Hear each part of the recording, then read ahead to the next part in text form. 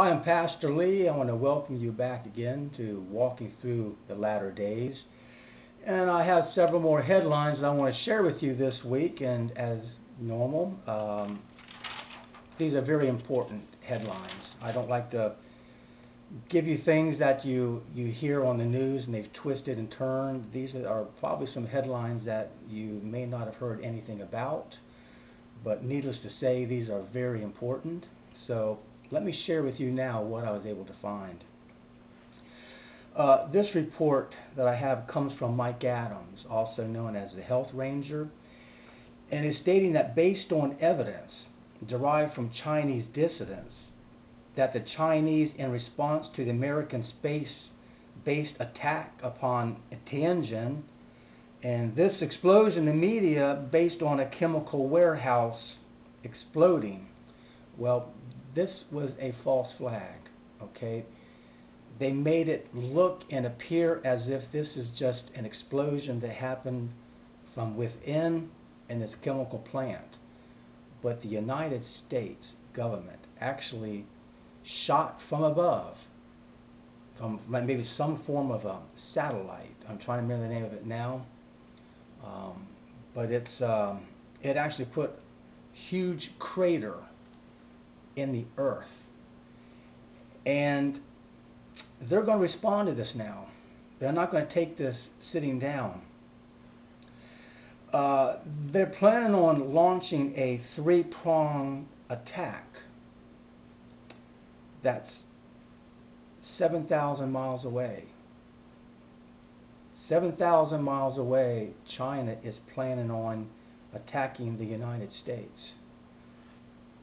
The attack will consist of the following strategies. The first one, the first layer, is an attack on the dollar and U.S. debt instruments.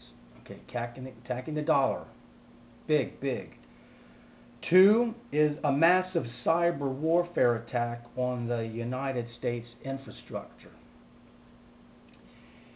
And the third, an attack on U.S. military satellites in order to maximize the disruption of military communications, banking transactions, emergency services, and other systems that depend on satellite communications. But do you realize that what China is already planning on doing to this country, the United States, could cripple this country of ours? Think about this, without even firing a single shot.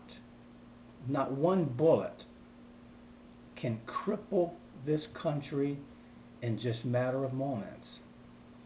Yes, and I again say that a lot of things that we're seeing happen in this country is because of how our country is, how this nation has been treating God, removing God from everything, removing Him from schools, removing Him from homes, removing Him from churches, going against all His laws. God has specifically set His laws, not man's laws, but God's laws, but man thinks he can change God's laws. And now we're beginning to see more and more of God's judgment. I've known for a long time, a lot of people have been saying that just a matter of time, God's judgment on this nation of ours is going to show up. And it's showing up now big time. Tension continues to build between Korea's war rhetoric as it continues in North Korea, and it accelerates. Let me read that again. Tension continues to build between the Koreas, North and South. War rhetoric continues in North Korea and accelerates as new reports indicate that North Korea has deployed amphibious landing crafts carrying special forces to the front line as the country keeps its tight combat readiness despite ongoing inter-Korean talks to defuse military tensions. Well, if you didn't get all that I said, this is more talk about war, as the Bible and Jesus speaks of in Matthew 24. It says, in the days shortly before I come back, we will see wars and rumors of wars, or there will be talks of war. Well, we're definitely seeing it here. And moving on, I need to talk about the Pope. Pope Francis arrives at the White House on September 23rd to meet with Obama. Now, some have suggested the timing of this meeting to be highly unusual. Pope Francis is the 266th Pope who will meet with Obama on the 266th day of the year. And this is leading some to wonder if something is being birthed on that day, September 23rd. They're wondering that because 266 days is the typical human gestation period from conception to birth. So here he is, 266th Pope to meet on the 266th day of the year.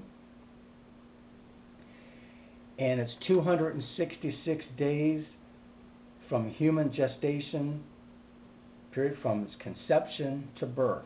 So the question is, if this is a birth of something, what is it birthing? The birth of what? Perhaps it's the birth of the New World Order that has gone way, way back. We keep hearing it. It goes back with the George Bush Sr. taught the New World Order, and he said that it will be successful. But we gotta remember this. This New World Order, as the globalists want to call it, it's actually an old world order. This actually goes way back to the beginning of the Bible, back to the book of Genesis, where Nimrod gets the idea of building the Tower of Babel. That's where all languages came to one. Well, see, that was the first New World Order. What Nimrod was trying to do is unite, have a unification, everyone coming together in the pyramid.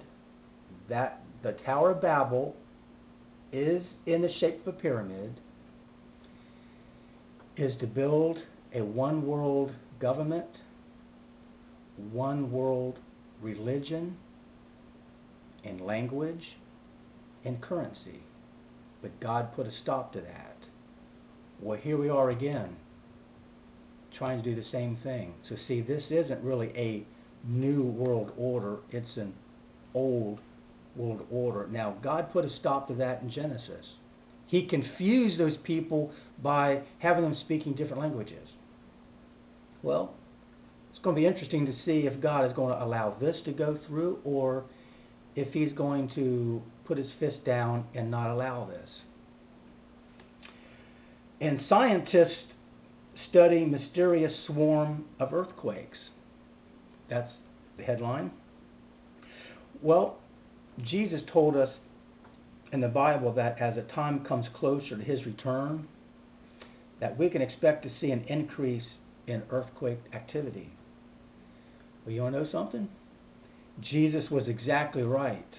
Scientists at the Nevada Seismological Laboratory say there's been a swarm of more than 57 earthquakes. That's right, 5,700 earthquakes in northwestern Nevada since last July. And they include 21 of 4.0 tremblers. Now, what does that tell you? In that short a time, 5,700 earthquakes. We need to ask ourselves, are we getting closer to the return of Jesus? I have to believe it 100%. And Jesus says for us to be watching, to be watching the signs, to know the season. No, we don't know the day nor the hour, but we're told to be aware of the season. We're in the season. We're in the last of the last days. And He soon, as the Bible predicts, will be giving a mighty shout to come up hither, to come up here, and it will snatch all believers off of this earth in the twinkling of an eye, and joining Him in the clouds and being with Him in heaven for all eternity. Yes, that's what we call the rapture. For those who doubt the rapture, don't get hung up on the word rapture. The Bible uses other terms for it. You can call the snatching away. Call it what you want. But the Bible speaks the truth. We are going to be saved from the great 7-year tribulation. And we're seeing signs of that storm coming up on the horizon. And I knew this from the very start. That train incident in France was a false flag. I felt that in my spirit, in my bones, when I first saw that on the news. A TSA airport style searches began on all Amtrak trains. See, that's what 9/11 did in New York. That's why TSA was developed, to provide so-called security. Well, now we see this train incident, and a lot of people are going to say, well, we can't have this type of thing going on. We need more security in the trains. Well, that's what you got. Again, I say TSA airport-style searches begins on all Amtrak trains. And this is exactly what they wanted to accomplish, to take more control of your freedom and my freedom. How about the movie theater shootings? A slew of those, more false flags. That's leading to most theaters now to check you before entering. And I've seen this here in the local mall, Port Charlotte, Florida. Port Charlotte Mall. I walked through the mall here a couple weeks ago, or last week. Walk by the theater, and there's signs on the door. They will check you before entering. All in the name of security. No, it's all in the name of taking your freedom and all your liberty is what they're doing. Our government is stepping up its plans to search everyone, anywhere, whether you're going by air, whether you're going by rail, ferry, or bus. I want you to know, for 4 years now, 4 years, this government of ours has been wanting to search people on trains. Well, guess what? They got their wish. Through fear tactic, a false flag. And it's now become a reality. Oh yeah, this is now a reality because the Baltimore Sun reports that Amtrak will begin searching all passengers. In failing to consent to the security procedures, passengers will be denied all access. Again, I say all in the name of security. And to bring this weekend's headlines to a landing, Israel more ready than ever to destroy Iranian nuclear facilities. According to a new report, a senior Israel Defense Force, IDF, official said that the Jewish state is more prepared than it has ever been to strike Iran's nuclear sites. Now, right now, I'm almost totally convinced now that one day in the very, very near future, Israel is going to attack Iran.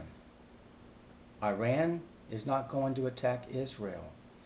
Israel is going to attack Iran. And Iran being like an arm in hand with Syria, okay? Iran and Syria, arm in hand, they're that close together.